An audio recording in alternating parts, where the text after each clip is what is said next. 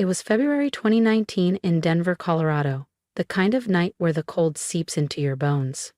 My furnace had given out that afternoon, and my two kids, Liam, 9, and Sophie, 6, were huddled under blankets in our tiny apartment, teeth chattering. I didn't have time to wait for a repair. I grabbed their coats, buckled them into the car, and drove straight to my parents' house.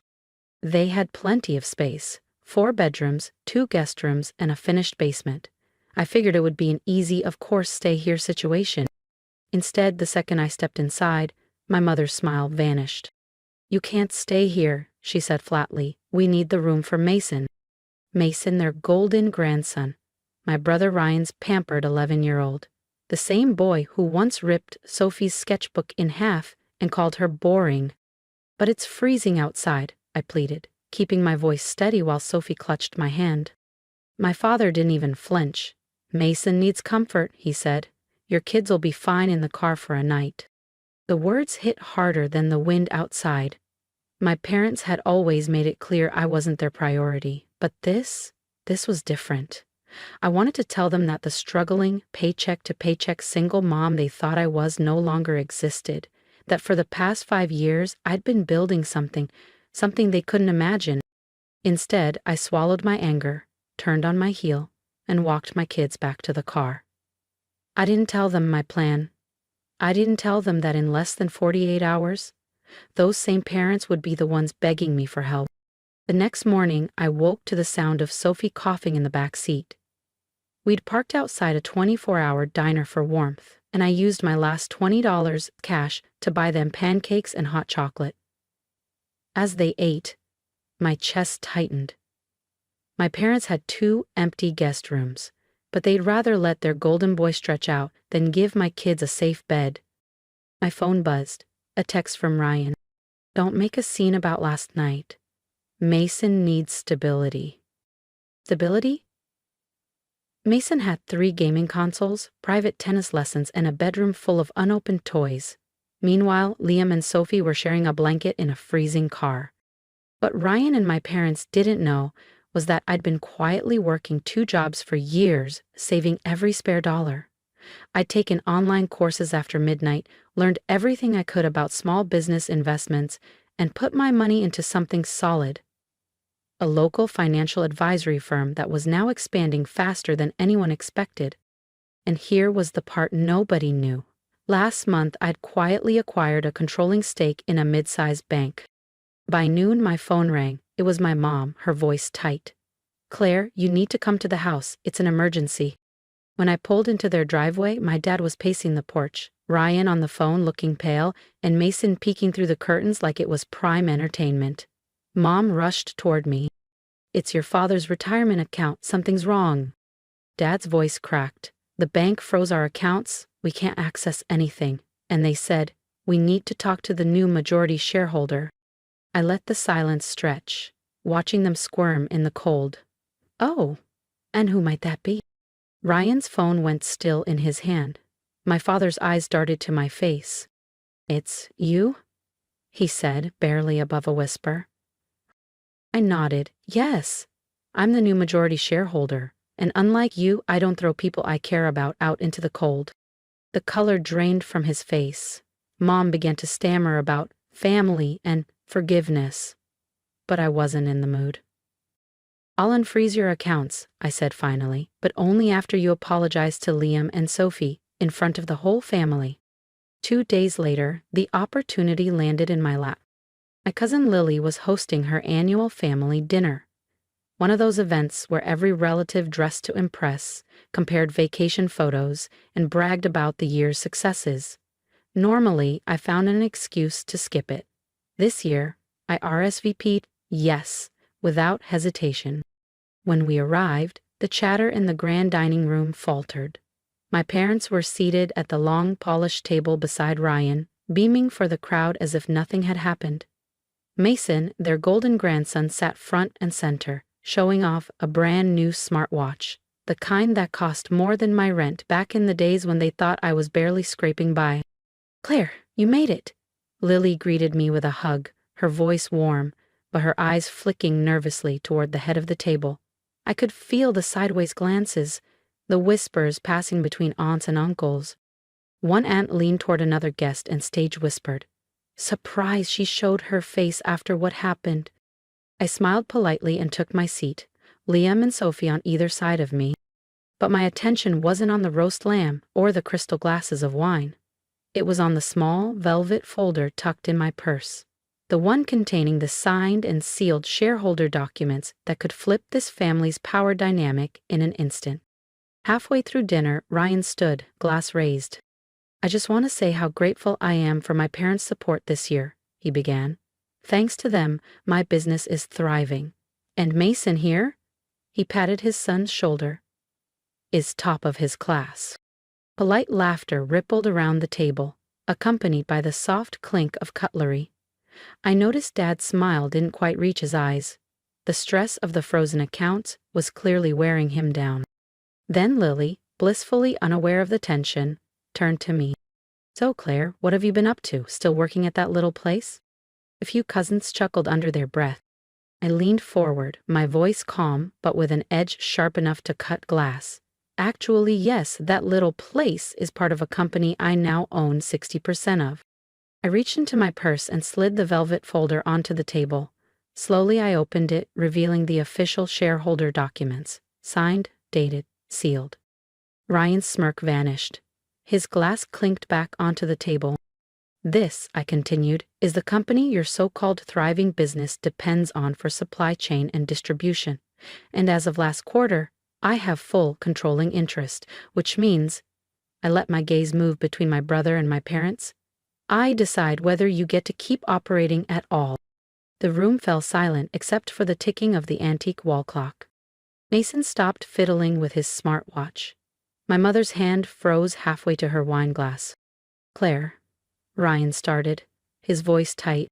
I cut him off. "You froze my kids out in the rain for your comfort. Now I control whether your business survives.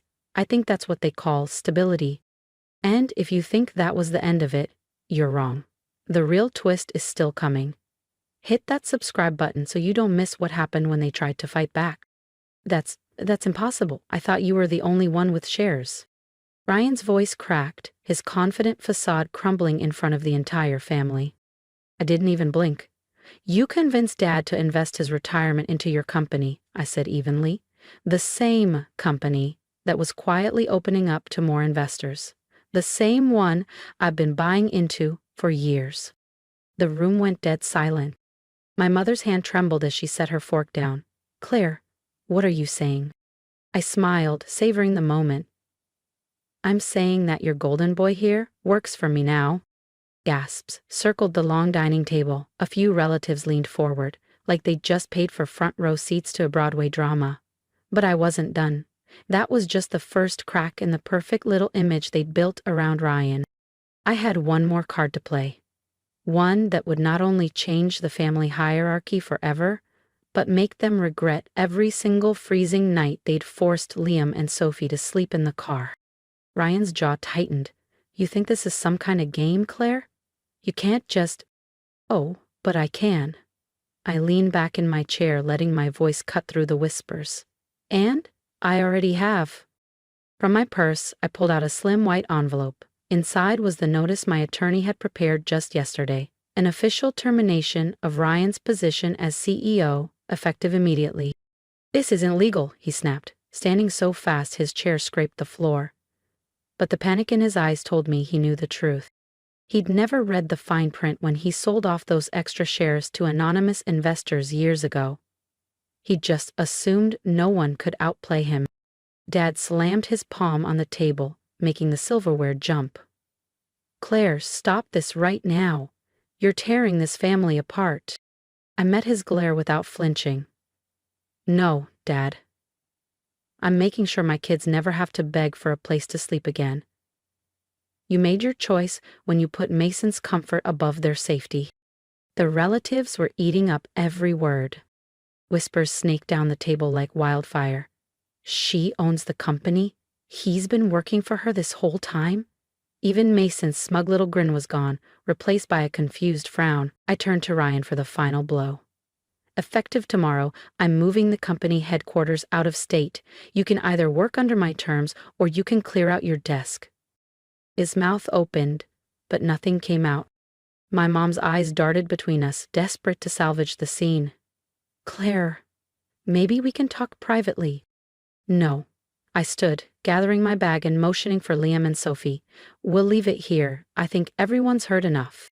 As we walked toward the door, I could feel every pair of eyes following me, not with pity, not with dismissal, but with something new. Fear, maybe even respect. Outside, the winter air was sharp, but my chest felt light. Liam slipped his small hand into mine, Sophie clutched my arm, and for the first time in years, I knew exactly where we stood in this family story. We weren't the ones left out in the cold anymore. And I wasn't done. Because the final part of my plan? That was still to come, and it would ensure they never dared to look down on me or my children. Again. The next morning, I set the last piece of my plan into motion. It wasn't enough for Ryan to lose his CEO title. It wasn't enough for my parents to squirm at a family dinner or spend a sleepless night worrying about frozen accounts. No, I wanted this burned so deep into their memory that every time they saw me or my kids, they'd remember the day the balance of power shifted forever. I booked the largest conference hall in Denver. I made sure every shareholder, employee, and investor received an invitation. And yes, I even had seats reserved for my parents, Ryan and Mason. When the day came, the hall was buzzing with hundreds of people. Mason sat in the front row next to Ryan, still fiddling with that smartwatch like it might protect him from what was coming. My parents flanked my brother like human shields. But there would be no shielding from this. When I stepped on stage, the chatter died instantly. "Good morning," I began, my voice steady but charged with a confidence they had never seen from me before. "Most of you know me as Claire Thompson, one of the company's smaller shareholders. What you don't know is that I am now the majority owner, and as of today, we're restructuring." Behind me, the massive screen flickered to life, displaying a clean growth chart. Profits had doubled in the past 2 years. Murmurs rippled through the room. Then, the next slide appeared. Ryan Thompson, CEO, struck through in bold red. Underneath, new CEO, Claire Thompson. Applause erupted, but I raised a hand. Before we move forward, I think it's important to understand how we got here. I turned toward the crowd.